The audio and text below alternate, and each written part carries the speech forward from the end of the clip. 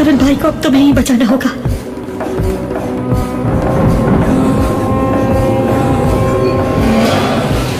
बाहर निकलो।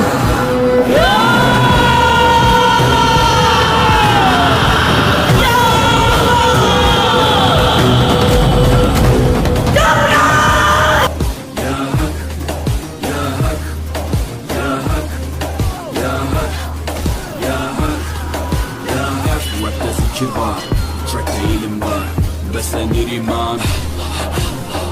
Her yer ihtilaf, şer ve istilaf, bence bir liman.